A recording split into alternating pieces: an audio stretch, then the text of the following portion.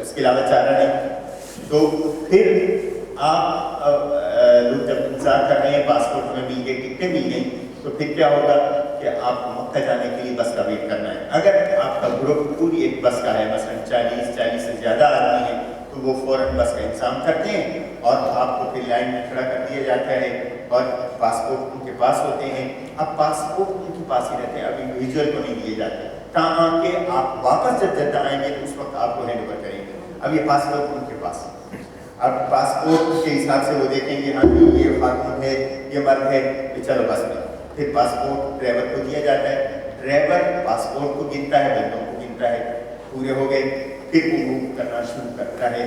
اور جب وہ موو کرے گا تو اس کے بعد پھر مکہ میں آپ پہنچیں گے. مکہ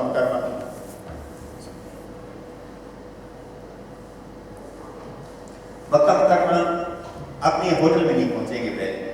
پھر جو معلم کا آفس ہے مکہ یہ حدود کے اندر، مکہ شہر سے تھوڑا سا باہر، سب سے پہلے بس وہاں جائے گی. جب بس وہاں جائے گی، وہاں جا کے یہ سارے پاسپورٹ معلم کے پاس جمع ہو جاتے ہیں. ہم سب ذہن میں رکھیے گا، وہ معلم کے پاس یہ سارے پاسپورٹ جمع ہوں گے اور پھر وہ معلم ظاہر نیگوشیٹ کرتا ہے، کھانے کے لیے بھی انسسٹ کرتا ہے. کبھی کھانا اب ہم سے لوگ بنا انفاق میں، اور وہ کھانا پہلے تو 600 ریال تک ہم دیتے رہے. اس کا سنا ہے، میں گیا نہیں ہوں، اس کا وہ خود کہتے ہیں کہ 1000 ریال پر ہیڈ کے حساب سے وصول کرتے ہیں. یعنی 8 9 10 11 12 ذوالحجہ کے جو کھانے ہیں، صبح کا ناشتہ، دوپہر کا کھانا، شام کا کھانا، وہ اپنے حساب سے جو بناتے ہیں وہ دیتے ہیں. اس لیے کہ آپ کو یاد ہوگا 90s کے آخر میں ایک بہت بڑی آگ لگ گئی تھی مینا کے ٹینٹوں میں اور کافی لوگوں کا نقصان ہوا تھا. اس کے بعد گورنمنٹ نے پابندی لگا دی کہ کوئی انڈیویجول اپنا کھانا مینا کے اندر نہیں بنائے گا.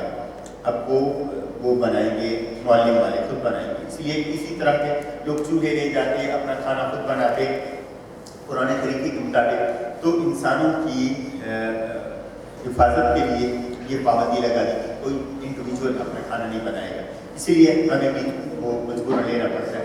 کچھ چھوٹے چھوٹے گروپ ہیں جو اس چیز کو ایکسیپٹ نہیں کرتے، نہیں لیتے، تو وہ پھر ظاہر انسان جب کہیں پہ رہتا ہے، کھانا تو کھانا ہے، وہ پھر اسٹریٹ پر یا جو بیچنے والے ہوتے ہیں جن کی کوالٹی اچھی نہیں اور بعض اوقات ملتا بھی نہیں، پھر وہاں سے کھاتے ہیں. پھر وہ تکلیفیں یا بیماری اگر کوئی شروع ہو سکتی ہے. اس لیے ہم اس سے بچنے کے لیے، کیونکہ ہمارا گروپ بڑا ہے، بوڑھے بھی ہیں، خواتین بھی ہیں، تو ہم ان پیسوں کی پرواہ کیے بغیر ہم وہ لے لیتے ہیں یہ پیکیج کہ بھائی ٹھیک ہے، مالک کو دے دیا. ان کا ایک کھانا اگرچہ بہت اعلیٰ کوالٹی کا نہیں ہوتا اور پرائس بھی بہت زیادہ ہوتی ہے، لیکن کیا کریں گے. اسی طرح جس طرح ایئرپورٹ کے اوپر آپ کو $4 کی چیز آپ $40 میں مل رہی ہوتی ہے، 14 میں مل رہی ہوتی ہے، لیکن مجبوری ہوتی ہے، لینا پڑتا ہے. تو اسی طرح ہم بھی وہ ایکسیپٹ کر لیتے ہیں گروپ کی سہولت کے لیے. میڈل نہیں ملا، چھوڑ دیں سر، میرے ٹائم میں لے گیا.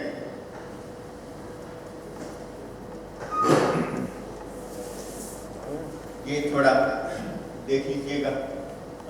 طواف سے ابتدا ہوئی، عمرہ کیا، سعی کی. اس کے بعد جب ہم 8 ذوالحجہ کو جائیں گے، میں ترتیب سے آگے ہم چلتے ہیں، پھر یہ ترتیب سے آ جائے گا.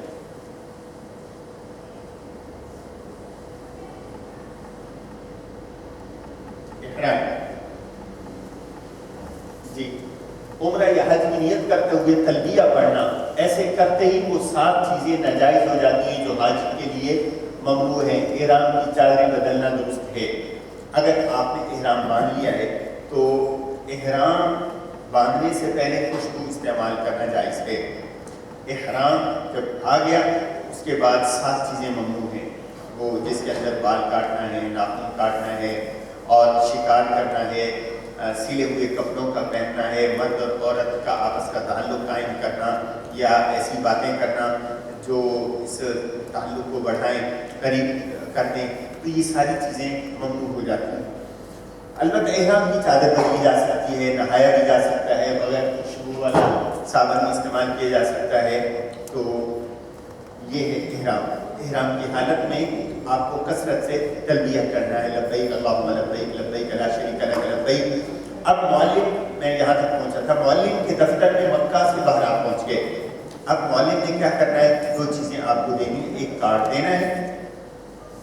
जो लोग आते हैं एक ऑफिशियल एजेंट के थ्रू, उनका ये होता है कि हर एक का नाम और फोटो वाला एक कार्ड मिल जाता है जो एहराम के साथ लगा दिया जाता है, जो नहीं मिला मैं शायद लेंगे, शुक्रिया। और दूसरा एक कड़ा होता है, एक कड़ा होता है, उस कड़े के ऊपर उस मकतब का नाम और उस टेलीफोन नंबर लिखा होता है। खुदा खासा तो बूढ़ा हाजी गुम हो जाए या कोई गिर जाए, बेहोश हो जाए, तो उसके हाथ के अंदर जो कड़ा होता है वो बता देता है कि इस हाजी का ताल्लुक किस ग्रुप के साथ है और ये किस मौलिम के साथ है। वो फिर मौलिम को वो आदमी पहुंचा दिया जाता है। हमारे साथ भी हुआ, एक हाजी साहब गुम हो गए, बूढ़े थे, तो पुलिस वालों ने उसको उठाया और मौलिम के ऑफिस में पहुंचा दिया। मौलिम के पास जो आदमी गया तो उन्होंने पहचान लिया कि ये जनाब हांगकांग ग्रुप का आदमी है, हांगकांग ग्रुप के लीडर का नंबर उसके पास होता है, जिस तरह आपको मिल गया होगा। तो वो फौरन हमें कांटेक्ट करते हैं, हम अपना कोई आदमी भेज देते हैं ग्रुप में से किसी को, तो वो आदमी को ले आता है। तो ये तरीका होता है। लाखों लोगों के अंदर बंदे का मिलना बड़ा मुश्किल होता है। अलबत्ता ये है एहतमाम करना चाहिए ख़वातीन को बिलखुसूस और बूढ़े लोगों को और बीमार लोगों को कि अपने साथ मौलिम का नंबर और अपने ग्रुप लीडर का नंबर या अपने साथियों का नंबर ज़रूर रखें। 2 साल पहले एक, मैंने पहले भी बताया, एक बुजुर्ग हमारे साथ थे और गए अकेले थे, माँ बाप अपना बच्चों ने अकेला भेज दिया।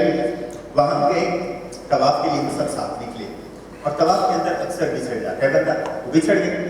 अब बिछड़ गए तो उसके बाद वो हमें नहीं मिले। सब ने उम्रा कर लिया, वापस आ गए, आराम थके हुए थे, आराम कर लिया, शाम हो गई, बंदा नहीं है, दूसरा दिन हो गया, बंदा नहीं है, हम परेशान कि बंदा किधर गया। अब जिससे पूछें पता नहीं थी, वो हमारे साथ था, बुलाने का हमने देखा कि नहीं मिला। अब हरम के अंदर हर कोने के अंदर एक वो भी है, क्या डिस्पेंसरी टाइप जिसको कहते हैं, डिस्पेंसरी होती है, और दूसरा गुमशुदा अफराद के एक मकतब होता है, दफ्तर होता है, उनके पास एक रजिस्टर होता है। मिसाल के तौर पर कोई बेहोश हो गया या कोई गिर गया तो जो अंदर काम करने वाला अमला है वो उस बंदे को उठाता है, वहाँ करीब जो ऑफिस है वहाँ पे लेके जाता है, वो एम्बुलेंस को बुलाते हैं और उस बंदे को ले जाते हैं, उसका रिकॉर्ड और अगर जो चीज़ उसके पास होती है ये तस्वीर उसकी ले लेते हैं, जिससे उनके पास रिकॉर्ड आ जाता है कि ये बंदा हमारे इधर से फलां अस्पताल में चला गया। चुनांचे हमने वो सारी जगह छान मारी, पूछा हुआ इस नाम का कोई बंदा नहीं आया। तो फिर हरम के करीब एक अस्पताल है, उसको अजियाद कहते हैं। आज जो सबसे बड़ा टावर आप जाएंगे देखेंगे, जो घड़ी वाला टावर है उसके करीब ही नीचे वो अस्पताल है। वहाँ हमने पता किया कि शहर की दीगर जगहों में जो हमारे वहाँ के दोस्त हैं उनके मदद से तो कहीं पे नहीं मिला। कोई तीसरे दिन वो खुद वक्त तशरीफ लिया, कोई बंदा मिल गया हम काम करने को कि मैं तो हरम में सो रहा था, वही एहराम की हालत में थे, अभी उन्होंने कपड़े भी नहीं बदले थे, सिर्फ इस वजह से कि उनके पास कोई फ़ोन नंबर नहीं था, कोई कार्ड, कोई होटल का कार्ड भी नहीं रखा, ना हमारा नंबर उन्होंने वापस रखा। नतीजे वो खुद भी परेशान हुए, बाकी लोग खुद भी परेशान हुए। तो इसलिए ये एहतियात करनी है। अब एहराम की हालत में आप हैं, आप मौलिम के ऑफिस से, मकतब से आपको वो मिल जाएंगे कार्ड और ये कंगन, प्लास्टिक के कंगन होते हैं, ये आप लेके अपने होटल आ जाएंगे, अपने अपने कमरों में सामान रखेंगे। फिर मैं ये करूँगा कि आप 4-4 या 5-5 आदमियों का एक ग्रुप बना लें, एक कमरे में आप वहाँ वो है जो आप मुझे बता दें 4 और 5 के हमारे पास कमरे हैं कि 5 आदमी हमारे ये होंगे, आप हमें एक कमरा दे दें, कमरे की चाबी आपको दे देंगे, ऐसे बात वाले हैं सारे कमरे। तो हरम की करीब है, जैसे आपने कुछ शावर लेना है, शावर ले लिया, वज़ू करना है, वज़ू कर लिया, खाना पीना है, खा पी के आप ताज़ा दम हो के फिर हम इंशाअल्लाह इकट्ठे सब तवाफ़ के लिए निकल खड़े होंगे। लेकिन फिर कहूँगा कि 10 आदमियों का एक ग्रुप विदिन ग्रुप हम बना लेंगे और उन 10 में एक ग्रुप लीडर हो جس کے پاس 10 باقی 9 آدمیوں کے نمبر ہوں اور ان کا آپس میں رابطہ ہو، تاکہ اب ہر ایک آدمی سے گروپ لیڈر پوچھے گا تو 100 کالیں ہوں گی اور ٹائم بھی ضائع ہوگا. بہتر ہے کہ وہ اپنے سے پوچھ لیں. ہاں بھائی آپ کا نام کیا ہے؟ طارق. ہاں بھی آپ کے بندے پورے ہیں جی؟ پورے ہیں. مدین صاحب آپ کے بندے پورے ہیں جی؟ پورے ہیں جی. اسی طرح ہم تھوڑا وہ آئیڈیا لگا لیتے ہیں کہ بھی بندے سارے اپنے پورے ہیں، سارے ساتھ ہیں. اب طواف ہم نے شروع کرنا ہے. اب طواف شروع کرنے کے لیے یہ ہے کہ تھوڑا ہم آگے چلتے ہیں. یہ 7 چیزیں جو ممنوع ہیں پہلے وہ دیکھ لیں. احرام کی حالت میں یہ ناخن تراشنا، جسم کے کسی بھی حصے کے بال کاٹنا، خوشبو لگانا، مرد کو چہرہ یا سر ڈھانپنا، عورت کے لیے چہرے کا پردہ لازم رکھیں، سجے والی ٹوپی نقاب استعمال کریں تاکہ نقاب چہرے کو نہ لگے. چہرے پر وہ نہیں آنا چاہیے، چہرے کو کپڑا نہیں ٹچ کرنا چاہیے. پہلے سلے ہوئے کپڑے پہننا، جیسے بدن کے حساب سے سلے ہوئے کپڑے پہننا، جیسے قمیض ہوتی ہے، یہ ظاہر درزی نے سائز دیا کتنے بازو میں، کتنا چیسٹ ہے اور کتنا سائز ہے، اس حساب سے یہ بناتے ہیں. اس حساب سے سلے ہوئے کپڑے پہننے کی اجازت نہیں ہے. انڈر ویئر دنیا بھی اس کے اندر ہے، وہ بھی استعمال نہیں ہو سکتا مرد کے لیے. دستانے یا موزے پہننا، ایسی چپل بھی ممنوع ہے جو پیر کی پشت یعنی اوپر والے کی جو ہڈی ہوتی ہے اس کو چھپا. یہ 7 چیزیں ہیں جو ممنوع ہیں. اور شہوت کی کوئی بات کرنا یہ ٹھیک نہیں ہوگا. ضرورت کی چیزیں آپ اپنے ساتھ ظاہر لے جائیں گے، بالخصوص دوائیاں ہیں یا کپڑے ہیں. ہوائی چپل کے علاوہ اپنی دوسری کوئی سینڈل استعمال کرتا ہے یا شوز استعمال کرتا ہے. شوز عموماً کم استعمال ہوتے ہیں، گرمی کا یہ علاقہ ہے، گرم علاقہ ہے، تو سینڈل بہتر رہے گا. سینڈل آپ استعمال کریں اور ساتھ ہی اس کو رکھنے کے لیے ایک تھیلا ٹائپ کوئی چیز وہ استعمال کریں. یہ ہے احرام کی حالت. اب ہوٹل سے ہم نے جانا ہے حرم. حرم میں کچھ کتابوں میں آپ نے پڑھا ہوگا لکھا ہوتا ہے باب السلام سے داخل. اگرچہ کوئی ضروری نہیں ہے، لیکن اب چونکہ حرم اتنا وسیع ہو چکا ہے، اتنا بڑا ہو چکا ہے کہ میں سمجھتا ہوں ایک کونے سے دوسرے کونے تک پہنچنے میں 25 منٹ سے آدھا گھنٹہ لگتا ہے. اسی لیے جو قریب ترین گیٹ ہوگا ہم اس سے انٹر ہو جائیں گے. اور عموماً جو جس جگہ پر ہم نے جگہ لی ہے اس کے قریب ترین جو گیٹ ہے باب الفہد پڑے گا. باب الفہد سے ہم جیسے انٹر ہوں گے تو جوتے اتار دیں گے، جوتے اپنی اپنی تھیلیوں میں ڈال دیں گے، ٹھیک ہے. اور بولے کہ احرام کی حالت میں ہیں آپ لبیک اللہم لبیک کہتے ہوئے آپ انٹر ہوں گے. اور جہاں یہ موقع ملے بیت اللہ پر پہلی نظر پڑے تو یہ بھی ایک اجابت دعا کا مقام ہے کہ جب بیت اللہ کی نظر پہلی پڑتی ہے تو اللہ تعالیٰ وہ دعائیں بندے کی قبول کرتا ہے. تو انسان دعا کر لے ایسی جگہ پہ جہاں اگر لوگ جا رہے ہیں، نماز کا وقت ہے بڑا مشکل ہو جاتا ہے، ہوگا آپ کے لیے رکنا.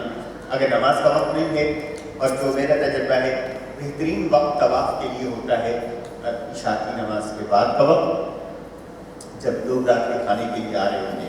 یعنی اگر سپوز 8 بجے نماز ہوتی عشاء کی یا 8:30 بجے نماز ہے تو آپ 9:30 بجے جائیں، 9:30 پونے 10 تک جائیں. یا صبح کے وقت 12 بجے، رات کو 12-1 بجے، اس وقت یہ ٹائم ہوتا ہے. اور دن میں جو طواف کا اچھا ٹائم ہے وہ ہے ناشتے کے وقت، جب لوگ صبح کی نماز پڑھ کے پھر اشراق پڑھ کے پھر نکلتے ہیں ناشتے وغیرہ کے لیے. تو اس وقت انسان چلا جائے، یعنی 8-8:30 بجے دن پہ، یا ظہر کی نماز کے فوراً بعد. وہ گرم وقت ہوتا ہے، لوگ دوپہر کے کھانے کے لیے آرام کے لیے نکلتے ہیں. اس وقت میں رش تھوڑا کم ہوتا ہے، حج کے دنوں میں رش بہت ہوتا ہے، تو یہ بہترین وقت ہے. اب آپ جیسے حرم میں داخل ہو گئے، ہمارا جو پہلا گروپ یہ کا ہے کہ 8 تاریخ کی صبح کو پہنچے گا جدہ میں. ہو سکتا ہے نکلتے دوپہر ہو جائے. جو ہمارا دوسرا گروپ ہے سری لنکا والا، وہ 8 تاریخ کی شام کو پہنچے گا، اور ہو سکتا ہے اس کو پہنچتے رات کے 12-1 بج جائے، 2 بج جائے. ہو سکتا ہے مکہ پہنچتے یہ ٹائم، اس لیے میں آپ کو بتا رہا ہوں، ذہن میں رکھیے. اب آپ پہنچ گئے حرم کے اندر پہلی دفعہ جب آپ کی نظر پڑی بیت اللہ پر تو آپ نے دعا کری اور دعا کریں اپنے لیے بھی ربنا آتنا فی الدنیا بہترین دعائیں یہ کریں اور یا اللہ ہمارے سفر حج میں جو میری دعائیں ہیں تو اس کو قبول فرمانا میرے لیے میری اولاد کے لیے خاندان کے لیے امت مسلمہ کے لیے تو باقی لوگوں کے لیے تو آپ یا اللہ قبول فرمانا. تو یہ دعا کر کے اب آپ آگے چلے جائیں گے دیکھیں گے حجر اسود کس کونے پر ہے. عموماً جو دروازہ میں آپ کو کہہ رہا ہوں وہ ایسے ہی جیسے آپ جائیں گے بیت اللہ یہ سامنے ہے تو تھوڑا سا رائٹ سائڈ پہ چل کے وہ جو کارنر ہے سپوز یہاں سے ہم جا رہے ہیں تو یہ نہیں یہ والا جو کونا ہے یہ حجر اسود کا کونا ہوگا. تو اس حجر اسود کے کونے کے سامنے اس طرف یہ مثلا بیت اللہ ہے مثلا بیت اللہ ہے یہ سامنے دیوار ہوگی اس دیوار پر گرین لائٹ لگی ہوئی ہے. چنانچہ اس کو دیکھتے ہوئے آپ کو اندازہ ہو جائے گا حجر اسود تو نظر نہیں آئے گا آپ اس طرف آپ نے جانا ہے. جیسے حجر اسود کے سامنے پہنچے تو اب آپ استباق کریں. استباق ہے یہ مرد حضرات یعنی اپنے دائیں کندھے کے نیچے سے احرام کو لے آئیں اور بائیں کندھے پہ ڈال دیں. یہ ہے احرام اس کو کہتے ہیں استباق. یہ استباق سنت ہے ہر اس طواف میں جس طواف کے بعد سعی کرنا ہو. جس طواف کے بعد سعی نہ کرنا ہو اس میں استباق نہیں ہے اور رمل بھی نہیں ہے. یعنی چادر بجائے بغل کے نیچے سے نکال کر یہ استباق اور رمل صرف مردوں کے لیے عورتوں کے لیے نہیں. عورتیں اسی طرح رہیں. چنانچہ حجر اسود کے سامنے کھڑے ہو کے جو آپ نے کرنا ہے وہ یہ وہ تعلیم اگر کوئی بنوا سکتی نماز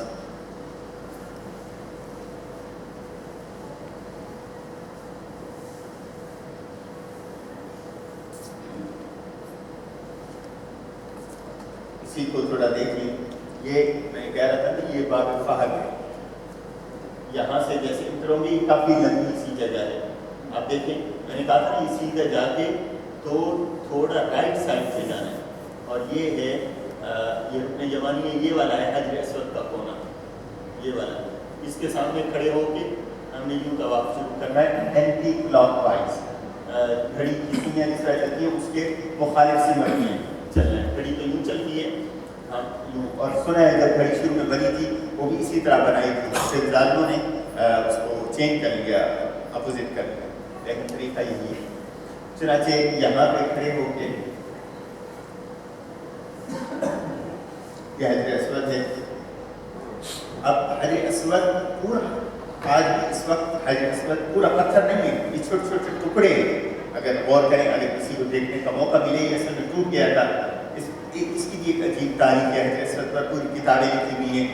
ایک وقت ایسا بھی رہا ہے کہ یہ حجر اسود کے ٹکڑے چرا لیے گئے اور آج بھی آپ دیکھیں گے یہ جو بیت اللہ کے اوپر غلاف ہے اس کو لپیٹا ہوا ہوگا حج بالخصوص حج کے دنوں میں تاکہ لوگوں کا ہاتھ نہ پڑے.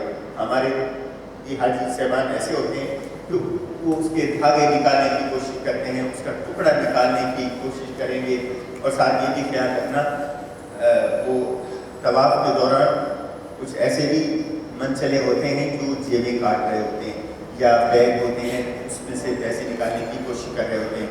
کیونکہ وہ حضرت حامی رحمۃ اللہ علیہ سے کسی نے کہا نا کہ جناب آج کل نمازی چور ہو گئے. کل بھی ہمیں ایک پرسوں جمعہ کا دن تھا ایک دوست آئے کہنے کا میں نیا جوتا لیا تھا اور آپ کو پتہ ہے میرا جوتا چوری ہو گیا.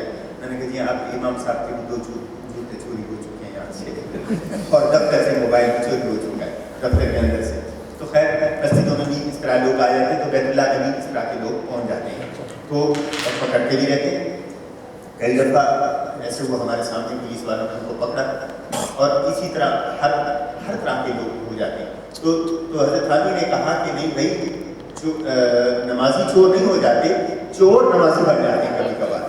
تو کبھی کبھی چوری کا مزاج رکھنے والے اور خیر کسی ملک کا نام نہیں لیتے کہ ایسے ہوتے وہاں ملکوں سے ان لوگوں کو باقاعدہ لے آیا اس لیے جاتا ہے کہ وہ بھیک مانگے یہاں پہ آ کر اور پیسہ اکٹھا کریں اور ان کی انویسٹ کیے جاتے ہیں ان کی ٹکٹیں لی جاتی ہیں ان کو ویزے دیے جاتے ہیں. اور ایسا بھی کئی دفعہ ہوا ان بیچاروں مسلمان کے دل میں ایک شوق ہوتا ہے کہ چلو یہ سامان ہے, بس تمہارا کام یہ سامان مکہ تک یا جنت تک کسی کو پہنچانا ہے, ٹکٹ ہم تمہارے دیں گے, تم عمرہ بھی کرو, ہمیں دعا میں بھی یاد رکھنا. اور وہ کیا ہوتا ہے, وہ سامان ایک ہیرن ہوتی ہے یا نشہ ہوتا ہے. نتیجہ یہ ہوتا ہے کہ جیسے وہاں پہ پہنچتے ہیں, پکڑے گئے اور وہاں پہ سزا قتل ہے.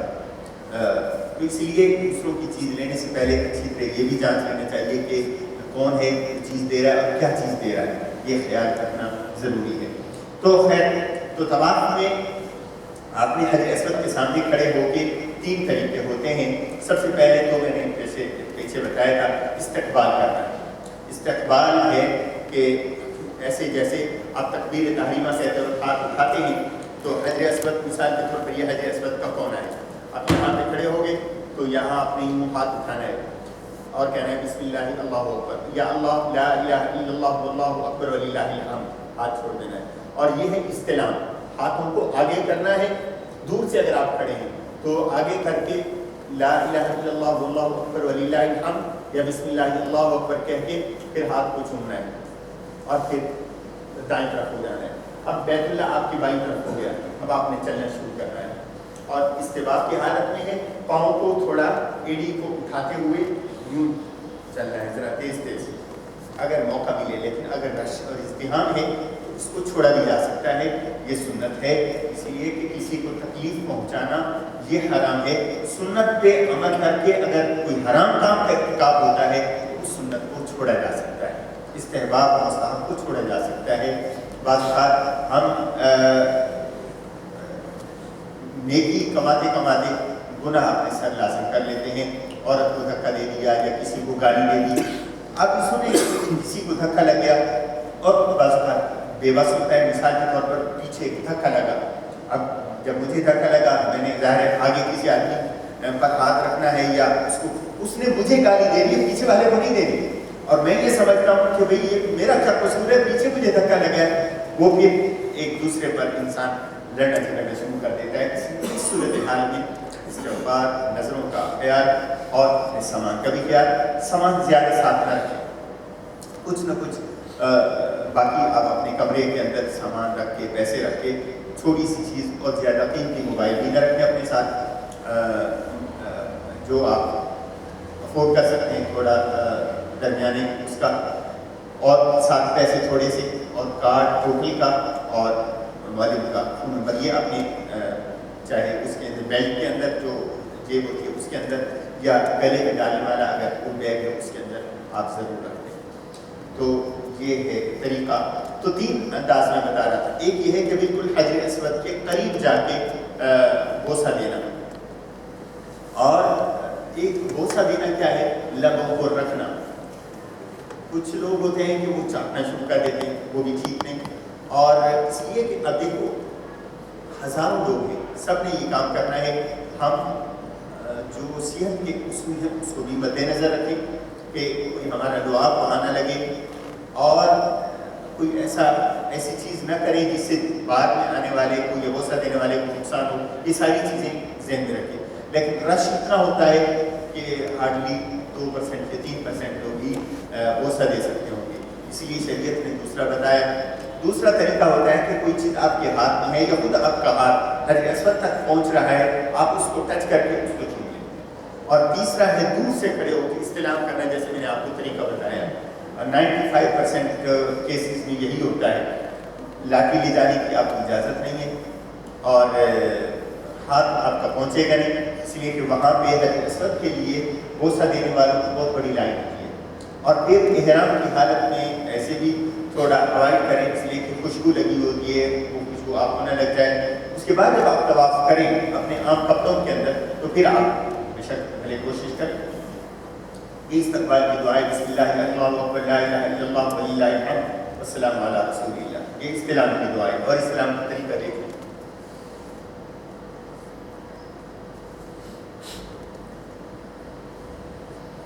استلام کا طریقہ اور استقبال کا طریقہ, دونوں ہاتھ کانوں تک اٹھائیں گے, الفاظ پڑھ کر چھوڑ دیں. بسم اللہ اللہ اکبر, بسم اللہ اللہ اکبر وللہ الحمد, لا الہ الا اللہ. اور استلام کا طریقہ بسم اللہ اللہ اکبر لا الہ الا اللہ وللہ الحمد. یہ ہے حتیم. ٹھیک ہے, یہ حتیم کسی زمانے میں بیت اللہ کا حصہ ہوا کرتا تھا.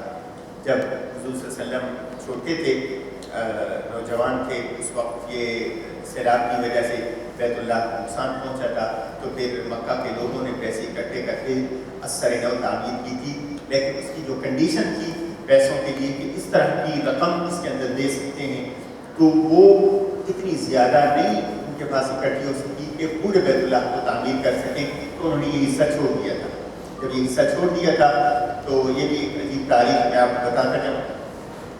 تو حضور صلی اللہ علیہ وسلم کا وہ واقعہ بھی آپ نے سنا ہوگا, حجر اسود کے نصب کرنے والا سب لوگوں کو آپ نے جمع کر کے جب اختلاف ہونے لگے تھے, ہر ایک یہ چاہ رہا تھا قبیلے والا کہ یہ اس کا حق ہے وہ رکھے گا. حضور نے ان کے اختلاف کو مٹایا, اور پھر حضور صلی اللہ علیہ وسلم کا جب دور آیا, آپ کے ہاتھ میں چیزیں آئیں, تو آپ نے فرمایا میرا دل کرتا ہے کہ میں اس بیت اللہ کو پورا کر دوں جس طرح کہ حضرت ابراہیم علیہ السلام نے اس کو بنایا تھا, لیکن میں نہیں کرتا کہ یہ لوگوں کے ہاتھ میں کھلونا نہ بچ جائے.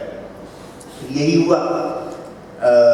حضور صلی اللہ علیہ وسلم وفات فرما گئے, خلفائے راشدین کا دور آیا, اسی طرح رہا. بنو امیہ کا دور آیا, پھر بنو امیہ کے دور میں حضرت عبداللہ بن زبیر تھے جو حضرت ابوبکر صدیق کے نواسے تھے, تو ان کے ہاتھ میں مکہ کا اقتدار آیا, تو انہوں نے اس کو پورا کر دیا. اثر نو تعمیر کی حضرت عبداللہ بن زبیر کا پھر مقابلہ ہوا حجاج یوسف کے ساتھ, بنو امیہ والوں کے ساتھ.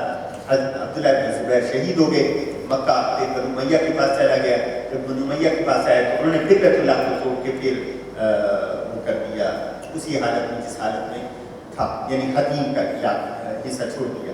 اب پھر دور آیا عباسیوں کا, اور اس دور کے اندر پھر علماء فقہاء سے پوچھا گیا کہ اب کیا کیا جائے, تو یہی فیصلہ ہوا کہ اس کو بازیچے بنایا جائے, ورنہ ہر حکمران اپنی مرضی کے مطابق اس کو توڑتا رہے گا, بناتا رہے گا, جیسا ہے ویسے رہنے دیا جائے.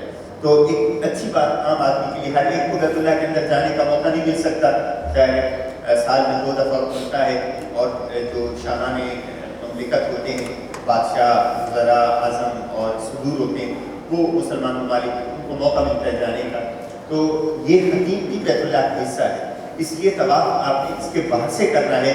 لیکن آپ کو جیسے کبھی موقع ملتا ہے تو یہ لوگ یہ حتیم کا حصہ کھولتے ہیں عام لوگوں کے لیے بھی, تو آپ اندر جا کے 2 نفل ادا کر سکتے ہیں. یہ میزاب رحمت ہے جس کو برنالہ کہتے ہیں, جہاں سے پانی گرتا ہے, یہاں اس کے نیچے بھی کھڑے ہو کے اور اس حتیم کے اندر بھی آپ نوافل ادا کر سکتے ہیں. طواف کی ابتدا یہ بات ہو چکی, استقبال اور استعلام, بیچ میں رمی اور استباب کہتے ہیں دائیں کندھے کو خالی کرنا, اور رمی کہتے ہیں کہ ایڑی اٹھا کے تیز تیز چلنا, اور یہ رمی پہلے 3 چکروں کے اندر ہے.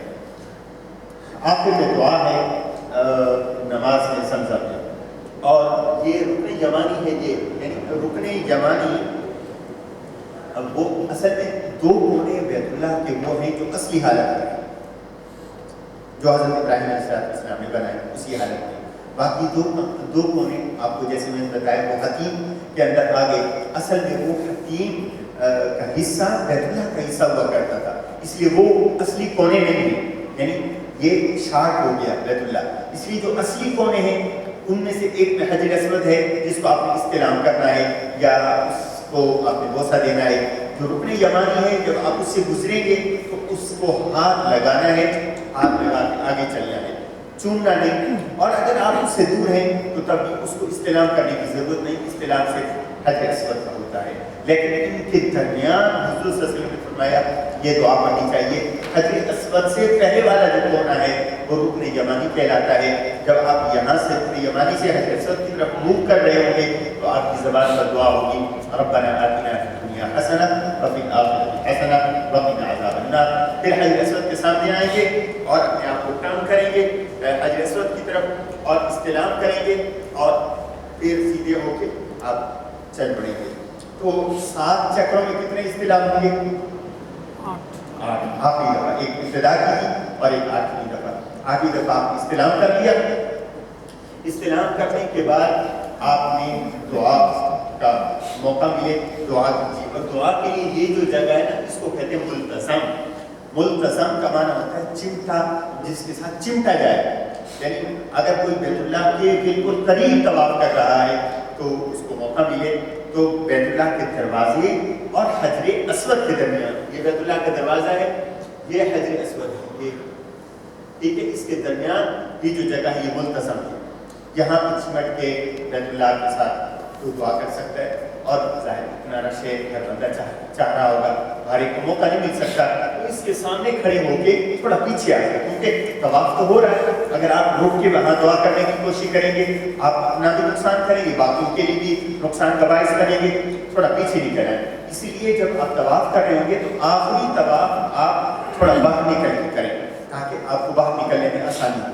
جب باہر نکلیں گے تو ملتزم کے سامنے کھڑے ہو کے آپ دعا کر لیں, یا اللہ جب نے طواف کیا, تو نے توفیق دی, کتنے لوگ ہیں جو تیرے گھر کے کو آنے کو ترس رہے ہیں, تو نے ہمیں توفیق دی, تیرا احسان اور شکر ہے, یا اللہ اس کو قبول فرما لے. اس کے اندر کوتاہیاں بھی ہو سکتی ہیں, کمی بھی ہو سکتی ہے, ہم عاجز ہیں, یا اللہ ان کوتاہیوں اور کمیوں کو دور کرتے ہوئے ہمارے اس طواف کو قبول فرما.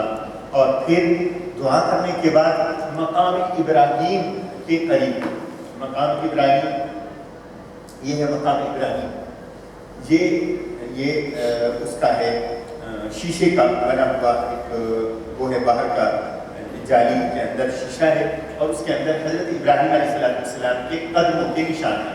قرآن کریم کے اندر آتا ہے اتخذوا من مقام ابراہیم مصلی, مقام ابراہیم کو نماز کی جگہ بناؤ.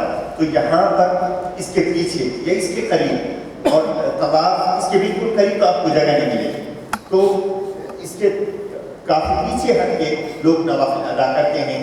تو آپ 2 رکعت واجب الطواف آپ نے ادا کرنا ہے. اب آپ نے دونوں کندھے تھام لینے. پہلے تو آپ نے طواف شروع کرتے وقت دایاں کندھا خالی کیا تھا نا, اب آپ کے 7 چکر ہو گئے, 8 استلام ہو گئے, اور آپ نے دعا کر لی.